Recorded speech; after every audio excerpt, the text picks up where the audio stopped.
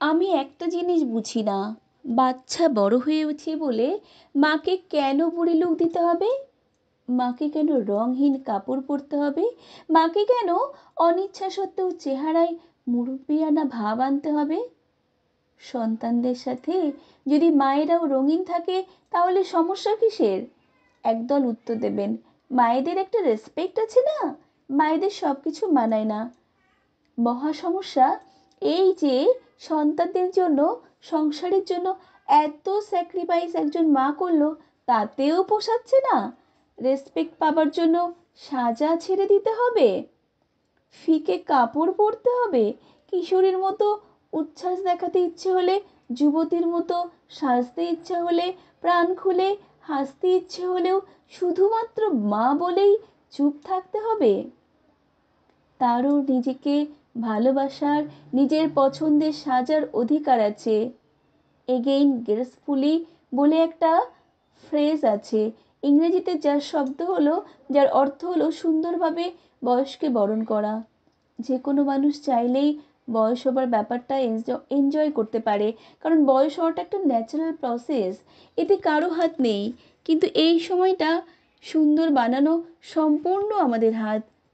আমরা যদি আমাদের মায়েদের ভালোবাসি তাহলে তাকে জিমে যেতে বলবো, নিজেদের চেহারার যত্ন নিতে বলবো, হেলদি খেতে বলবো, কখনোই মনে করিয়ে দেব না তুমি শেষ হয়ে যাচ্ছ। একজন 23 বছর বয়সী কন্যার মা হিসেবে আমি বুঝি, মা হলেই কেউ বড় হয় না, সংসারের সব দায়িত্ব নিলেও কেউ মানসিকভাবে বৃদ্ধ হয় না। এমনকি শরীর পুরানো হলেও মানুষ বৃদ্ধ হয় না। মানুষের বয়স হয় তখন যখন সবাই তাকে বয়স্ক হিসেবে ট্রিট করতে থাকে।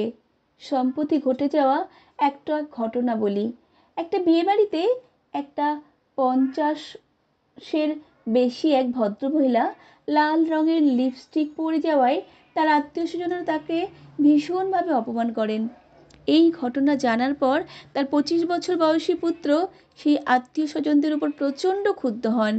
মাকে সাল্ট স্যামিং করার প্রতিবাদে সে নিজে লাল রঙের লিপস্টিক পরে ছবি আপলোড করে রিলেটিভদের উদ্দেশ্যে লেখেন, গেট ওয়েল সুন।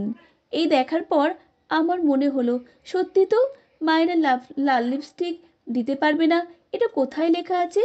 বরং লাল রঙের মতো দুঃসাহসিক রং পরার সাহস যদি থাকে কোনো মায়ের, তাহলে সন্তানের তাকে নিয়ে লজ্জা নয়, বরং গর্ব হওয়া উচিত। তাই let's get well soon together. শুধু মা বলেই কিছু চাপিয়ে দেওয়ার আগে ভাবি, মা হলেও কারো সাজতে ভালো লাগে, মা হলেও হাসতে ভালো লাগে, মায়েরও আড্ডা দিতে ইচ্ছে করে, বন্ধুদের সাথে ঘুরতে ইচ্ছে করে। মা হলেই কেউ বাঁচা বন্ধ করে দেয় না, মা হলেই কেউ মরে যায় না।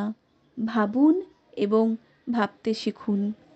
সংগৃহীত কণ্ঠে আমি সুমিত্রা।